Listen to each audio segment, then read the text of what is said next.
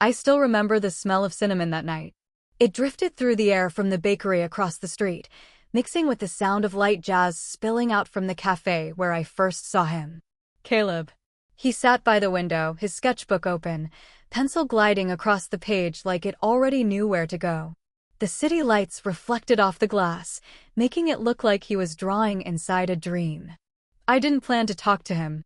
I'd just finished an exhausting shoot, my camera bag heavier than usual, my heart even more so.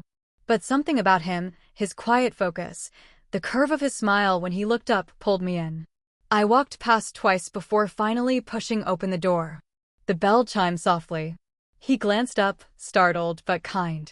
"Do you always pace outside before coming in?" he asked with a smirk. "Only when I'm deciding if it's worth the coffee," I said. That was the first of many small, magnetic moments. Over the next few weeks, I kept running into him, though later I learned it wasn't an accident. He'd found out where I liked to shoot, which cafe I worked from, even what train I took home. "I like coincidences," he'd said one evening, grinning like a boy caught stealing stars. Caleb was an architect. Everything about him was careful, deliberate. Even the way he touched things, the edge of a table, the handle of a mug, was as if he was measuring the world before adding himself to it. I, on the other hand, captured life as it slipped by, afraid that if I didn't, it would all vanish. We were opposites that somehow made sense. I remember lying on his couch one night, our fingers barely touching. The air hummed with unspoken things. "What do you want most?" he asked quietly. "To matter," I said. "To someone. To you." He looked at me for a long time, then whispered, "You already do." After that, everything changed. Our days began to weave together, shared breakfasts, long drives to nowhere, movie nights that turned into 2 a.m. confessions. I photographed him often, his hands stained with graphite, his eyes lost in blueprints, his laugh when I caught him off guard. He said he hated how he looked in photos, but I think that was his way of letting me see him honestly. We built a world out of soft light and ordinary magic. I started leaving things at his place, a hair tie, a sweater, my toothbrush. Each time, he'd smile like it was proof that I intended to stay. There was this one evening, rain tapping against the windows, thunder murmuring far away. We sat on the floor with a bottle of wine and an unfinished puzzle. I asked, "Do you think love can last forever?" He didn't answer right away. He just reached for my hand and said, "If it's real, it changes form. But it never disappears." I wanted to believe that. And for a while I did. We spent that summer like people who thought time was endless. We watched fireworks from the rooftop, shared secrets in the dark, and promised things neither of us understood the weight of. But somewhere in the middle of all that beauty, I started to feel a strange heaviness in my chest. I ignored it. I told myself it was stress, or too much caffeine, or the price of being too happy. Caleb noticed before I did. He'd look at me with quiet concern when I got dizzy or when my hands trembled holding the camera. I laughed it off, said, "I'm fine." He smiled, but I could see it, the doubt behind his eyes. I didn't know then that our love story would one day turn into something we'd have to fight for. That the same hands that once reached for me in laughter would later hold me in fear. But in that moment, when his head rested against mine, when his voice whispered my name like it was a prayer, everything felt infinite. And maybe that's the cruelest part of love. You never realize you're living the beginning of the end until it's already too late. It began with light. Or rather, the slow dimming of it. At first, I thought I was just tired. Photography had always been my escape, the way I made sense of the world. But lately, my world had lost its edges. Colors dulled, light faded too quickly, and everything I captured seemed drained of its soul. Caleb noticed before I dared to admit it. He always did. One morning, he stood in the kitchen making pancakes, humming an old Springsteen song off-key. I was sitting at the table, staring at the same photo on my camera for too long. When I looked up, he was watching me. "Len," he said softly, "you've been staring at that shot for 5 minutes." "I'm just thinking about the lighting," I lied. He smiled, but it didn't reach his eyes. "You've been thinking a lot lately." I wanted to tell him that something inside me felt wrong. That my body was heavier, my thoughts slower, like I was walking underwater. But I couldn't. Saying it out loud would make it real. The next few weeks blurred. I began to forget small things, my keys, appointments, words. I'd start a sentence and lose it halfway through. Sometimes, my heart would race for no reason, my hands trembling like they were remembering something I wasn't.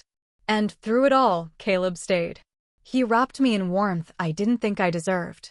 He'd cook my favorite meals, even when I could barely eat. He'd sit by me in silence when I was too tired to talk. He pretended everything was fine, but I could feel it, the weight of his worry pressing down between us. One night, I woke to find him sitting at the edge of the bed, his face buried in his hands. The clock read 3:47 a.m. Can't sleep. I whispered. He didn't answer right away. Then he said, I hate that I can't fix this. His voice cracked on the last word. I reached for his hand. You don't have to fix me, I said. But he shook his head. That's the problem. I don't know how not to try. We laughed through tears that night, two people trying to hold on to something that was already slipping through their fingers. The doctor's office smelled like disinfectant and false hope. I remember the soft click of the pen in the doctor's hand, the word neurological floating through the air like smoke. Tests, scans, blood work, all of it blending into a haze of waiting rooms and unanswered questions. Caleb came to every appointment. He held my hand during the tests, smiled for me when I couldn't. He'd whisper, we'll figure it out, okay? And I'd nod, even though deep down I was terrified that figuring it out wouldn't change the ending. Then came the day I collapsed. It was late afternoon. We were walking through the park, our park, the one with the fountain and the oak tree that looked like it had been standing since time began. I remember sunlight flickering through the leaves, Caleb's laughter echoing beside me. And then, nothing. When I woke up, I was in a hospital room. The air smelled of antiseptic and fear. Caleb was there, sitting by my bed, eyes red and wide, holding my hand like he was afraid it might vanish. You scared me, he said, his voice barely above a whisper. I'm sorry, I said, though I didn't know what for. After that day, everything changed. My body grew weaker, my mind foggier. The world, our world, began to shrink. The laughter came less often, replaced by quiet, by distance. But the worst part wasn't the illness. It was watching him break and still smile through it. Watching him love me harder, even as I slipped further away. One evening, as the sun fell behind the blinds, I whispered, you should go, Caleb. He froze. What? You deserve more than this, I said. More than waiting for someone who might never come back. He shook his head, tears pooling in his eyes. You think love works like that? You think I can just turn it off? I looked at him, really looked. The sleepless nights under his eyes, the way his hands trembled when he reached for me. I realized then that love can be cruel in how deeply it roots itself. That night, as he held me close, I felt something I hadn't before, not peace, not fear, but the ache of knowing that love alone might not be enough to save us. After the hospital, Caleb changed. Not all at once, but piece by piece, like someone quietly erasing parts of himself in hopes no one would notice. He stopped humming in the mornings. Stopped sketching. His pencils gathered dust in a cup by the window, the same window where sunlight used to pour in and land across his face.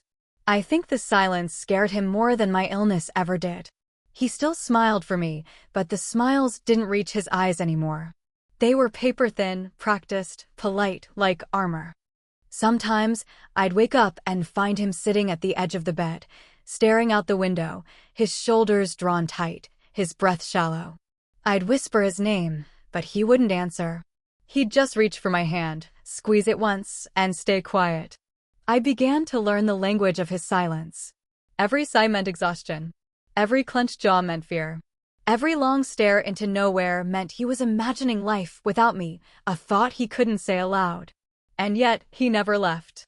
He came to every appointment, took notes the doctors didn't ask him to take, researched treatments late into the night.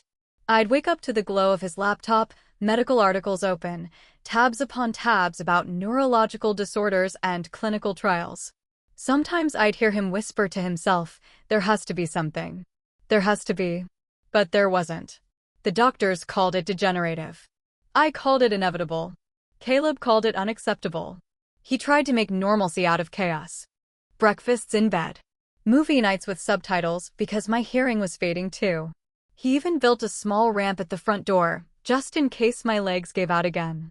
He did all of it quietly, almost ritualistically, as if his hands were the only part of him that still believed I could be saved. But inside him, something was breaking. One evening, I found him in the shower, sitting on the floor, water pouring over him as if it could wash away the grief he wouldn't speak. He didn't hear me come in. He just sat there, head bowed, whispering my name. Over and over. Like a prayer. Caleb. I knelt beside him, my heart fracturing at the sight. He looked up, eyes red, voice hoarse. I don't know who I am without you. I wanted to tell him he'd never have to find out. But I was already fading. My memory was slipping, moments vanishing before I could hold on. One night, I forgot our first date. The next week, I forgot his birthday. The day after that, I forgot the color of his eyes until I looked at him again. He never got angry. Never blamed me. He just grew quieter, like every word he didn't say was one more brick in the wall between us. Then came the night I saw him break. I woke up to the sound of something shattering. I found him in the kitchen, the coffee mug, my favorite one, broken on the floor. He stood there, barefoot among the shards, hands shaking. I can't do this, he whispered, voice trembling. I can't watch you disappear. My throat tightened. Then don't. Just hold me. And he did. He pulled me close, holding me like someone trying to memorize the shape of something they know they'll lose. After that night, he stopped talking about the future. No more plans, no more someday. He started living in the present like it was the only thing left that made sense. And maybe it was. The silence between us became its own kind of love, fragile, wordless, and full of everything we couldn't say. He spoke through the small things, a hand on my back when I wobbled, a kiss on my forehead when I forgot his name. Every act was a confession. I'm still here. I'm still yours. But I could feel it, the part of him that was slipping away too. Love had become a battlefield, and the silence was his armor. I once believed love was loud laughter, confessions, promises whispered in the dark. But with Caleb, love became something quieter. It lived in the spaces between words. It trembled in his hands when he fed me soup. It sighed through his chest when he thought I was asleep. His silence wasn't empty. It was full of everything he couldn't bear to say out loud. And I began to realize sometimes love doesn't leave with a sound. Sometimes it fades like a voice carried away by wind. Grief doesn't come all at once. It seeps in through quiet corners, in the space between questions and answers. But sometimes it strikes with the sharpness of truth. For Caleb, that truth came the day he stopped trusting what the doctors told us. He'd grown suspicious of how every visit ended the same way, reassurances, vague promises, no results. He wasn't a man who could live with maybe. Architects need structure certainty. Love had already stolen that from him, and he wasn't going to lose me to a mystery he couldn't name. So he began digging. At first, I didn't know. He'd tell me he was going to the office, but I'd hear his car return hours later, engine cooling in the driveway while he sat in silence. Then came the nights he didn't sleep at all. I'd wake to the glow of his phone, his voice whispering to someone in a tone I didn't recognize, low, steady, determined. One morning, I found the evidence. A thick folder on his desk, filled with copies of my medical records, notes scribbled in his handwriting, articles about experimental drugs and misdiagnosis. He'd marked phrases with highlighter: neurological inflammation, environmental exposure, drug-induced cognitive decline. When I asked him what it all meant, he looked up from the papers, eyes red from sleeplessness. It means, he said quietly, someone did this to you. The words didn't make sense. Caleb, that's not. I'm not guessing, Lena. His voice cracked, but his resolve didn't. You started feeling sick right after they changed your medication. You remember? The new pills Dr. Ray prescribed? I tried to remember, but memory had become a cruel stranger. I could see the bottle, white with a blue label, sitting on the bathroom counter, but the rest blurred. He continued, voice trembling with restrained anger. I looked into it. The company's under investigation. There were reports, cases just like yours. People losing memory, coordination, everything. He swallowed hard. They knew. They knew what it could do. The room spun. The air turned heavy. You're saying this isn't a disease? He shook his head. It's a side effect, Lena. You were poisoned. I wanted to scream, to cry, to deny it. But deep down, a quiet part of me already knew something had been stolen from me. My clarity, my time, the life I'd built with him. Caleb's determination ignited into fury. He called lawyers, filed complaints, demanded answers. But corporations are machines without hearts. Every letter he sent, every call he made, vanished into polite dismissals and automated responses. It broke him in a different way. I'd watch him pacing the living room, papers scattered around, eyes hollow but burning. They can't just erase you, he said one night, voice hoarse. They can't take your life and call it a mistake. I reached for him, my hand trembling. Caleb, please. You'll destroy yourself. He turned to me, the man I once knew flickering beneath the storm. If I don't fight for you, then what was all this for? There was nothing I could say. His love had become a mission, one that consumed him. He stopped working, stopped eating, stopped being anything other than the man trying to save the woman already half gone. Then, one night, he disappeared. No note. No message. Just an empty bed and the sound of the rain against the windows. I waited for hours, heart pounding, body weak. When he finally returned at dawn, his clothes were soaked, his hands trembling, his eyes wild with something I didn't recognize. I went there, he whispered. To their offices. I saw the files. I saw your name. What did you do? I asked, terrified. He didn't answer. Just sat down beside me, the smell of rain and gasoline clinging to him. They took everything from you, Lena, he said, voice breaking. And I can't take it back. But I can make them remember your name. For the first time since I'd fallen ill, I saw the man he used to be, fierce, passionate, unstoppable. But now that strength came from a darker place.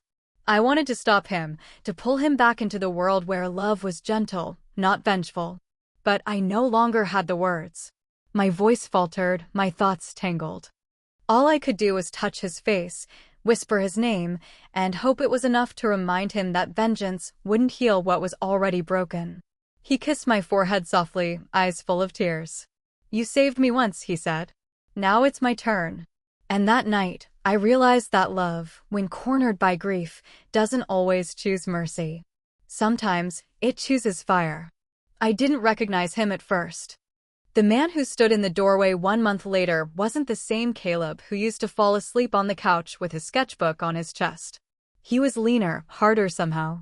His jaw was tight, his eyes shadowed, his once soft voice now low and deliberate. Grief had sculpted him into something unbreakable, or maybe just something that no longer cared about breaking. When he walked into the room, I could feel the distance between us like static. He still loved me, I could see it in the way his hands trembled when he reached for me, but there was something else behind that love now. Something colder. What did you do, Caleb? I whispered. He hesitated. I told the truth. That's all he said. But the look in his eyes told me more. He'd done something that couldn't be undone. Over the next few days, the world outside our house began to stir. The company that made my medication, the one that had stolen so much from us, was suddenly everywhere. News stories, lawsuits, whistleblower reports. There was talk of leaked files, internal memos, hidden data. And somehow, though he never admitted it, I knew Caleb was behind it. He stopped coming home for days at a time. When he did, his clothes smelled of coffee and rain, his voice rough from arguing with lawyers and journalists. His sketches were replaced by folders, his blueprints by case documents. He was building something new, not in stone or steel, but in truth. I have to do this, he told me one night, his hands gripping mine tightly. They took your life. I can't give it back, but I can make sure no one else loses theirs. I wanted to be proud of him. And I was. But part of me ached for the man who used to draw me in the quiet hours, who used to laugh when I burned the pancakes. The man who loved without rage. The fire inside him was righteous, but it was also burning him alive. His face grew gaunt, his voice sharper. He started speaking like someone who'd seen too much of the world's cruelty to believe in softness anymore. Yet every night, before he left, he'd sit beside me, rest his forehead against mine, and whisper, "Hold on for me, okay?" I tried. God, I tried. But my body was fading faster than his fight could save me. The doctors said the damage was irreversible, that even with the truth exposed, my condition wouldn't improve. I saw it in his eyes when they told him, that moment when the last of his hope shattered. He didn't cry. He didn't yell. He just nodded, took my hand, and kissed my knuckles like a promise he couldn't keep. From that day, he stopped talking about justice. He stopped going to meetings. He started spending every moment with me, as if trying to reclaim time that had already slipped away. We sat on the porch together, wrapped in blankets, watching the leaves turn gold again, the same season we'd met. I told him I was sorry. For what? He asked softly. For fading before you could rest. He smiled faintly. You were never the one fading, Lena. The world was. I think that's when I realized what love had done to him. It hadn't just changed him, it had remade him. It stripped away everything unnecessary until only one truth remained, that when you love someone beyond reason, you stop belonging to yourself. He no longer sketched buildings. He built memories instead, small, deliberate things. A scrapbook of my photos. A recording of my laughter. Notes I'd written, preserved in his handwriting. It was as if he was building a monument out of us, piece by fragile piece. But beneath it all, I saw the exhaustion. The quiet grief of a man who'd given everything and still couldn't save what mattered most. One evening, as the sun set behind the trees, I reached for his hand. You did it, I whispered. You made the world remember. He looked at me, tears glimmering in the dying light. The world can have its justice, he said softly. I just want my peace. And for the first time in months, he rested his head against my shoulder and let the silence hold him. That night, as he slept beside me, I watched him breathe, the man he'd become. The man love had broken and remade. He wasn't the same Caleb who'd once promised me forever. He was something else now, something stronger, lonelier, and unbearably beautiful in his ruin. And as I drifted toward sleep, I thought, maybe this is what love really is, not saving each other, but changing so deeply that even loss can't undo what you've become. I don't remember the exact day my body finally gave up trying to stay. Maybe it wasn't a day at all, but a slow surrender, the kind that begins with exhaustion and ends in quiet acceptance. What I do remember is the look in Caleb's eyes when he realized I was slipping away. It wasn't panic this time. It was peace, heavy and trembling, like he'd been preparing for this moment his entire life. By then, autumn had returned. The air was cool again, crisp with the smell of pine and rain. Our porch was covered in leaves, amber, gold, rust, the same colors that filled my photographs back when my hands were still steady enough to hold a camera. Caleb had refused to rake them that week. You love the sound of them under your feet, he'd said. You should have them until the end. He still spoke to me like I was fully there, even when I drifted in and out. Even when I could no longer answer. Every morning, he'd sit by the window, reading aloud from my old journals. Sometimes he'd laugh. Sometimes his voice would break. But he never stopped reading. He talked about the first day we met, about the cinnamon-scented air, about how my laughter had felt like sunlight in a gray world. He told me stories about us, our tiny universe of shared jokes, burnt pancakes, late-night drives, whispered promises. He rebuilt our love with words, as if speaking it out loud could keep me tethered to him. And maybe, in some way, it did. I remember one night especially. The power had gone out during a storm. The house was wrapped in darkness, the only light coming from the candles he'd scattered around the room. He sat beside me, his hand resting over mine, his thumb tracing soft circles over my skin. Do you know what I'm most afraid of? He whispered. I blinked slowly, managing a faint shake of my head. That one day, I'll forget the sound of your voice. I wanted to tell him that love doesn't disappear like that it lingers, even in silence, even in memory. But my voice was gone. So I just looked at him and smiled, hoping he could hear what I couldn't say. He kissed my forehead. You were my favorite part of this world, he murmured. That night, I dreamt of the first time we danced, barefoot in his living room, music playing from an old speaker, my laughter echoing against the walls. I dreamt of every touch, every moment, every heartbeat we ever shared. And in the dream, I wasn't sick. I wasn't fading. I was light again. Whole again. When morning came, the world was quiet. The rain had stopped. A soft gray light filled the room. Caleb sat beside me, holding my hand, whispering my name like a prayer. I didn't answer, couldn't. But for the first time in months, I didn't feel pain. Only warmth. I think he knew before anyone else did. He didn't cry right away. He just sat there, eyes fixed on my face, his thumb still tracing the same circle over my skin. Then he leaned forward, pressed his lips to my forehead, and whispered, "You can rest now, Lena." And I did.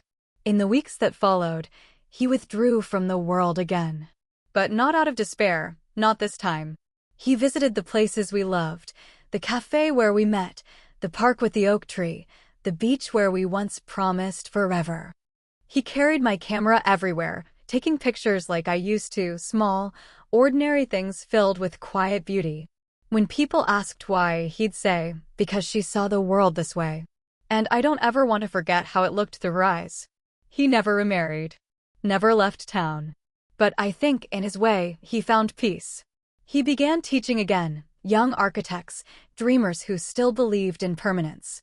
He'd tell them that not everything we build is meant to last, but that doesn't make it any less worth creating. And sometimes, on cool autumn mornings, he'd return to the porch, coffee in hand, leaves crunching beneath his feet. He'd close his eyes and whisper, "I still hear you, Lena." And maybe he did. Because love doesn't end when life does. It lingers in the scent of cinnamon, in the hush of rain, in the quiet spaces between heartbeats. It becomes the echo that keeps us human, the ache that reminds us we once belonged to someone completely. And if you listen closely enough, you'll understand what Caleb learned in the end. That love hurts because it's real, and it's real because it hurts. Final line. Some loves don't fade, they just change form, turning pain into memory and memory into forever.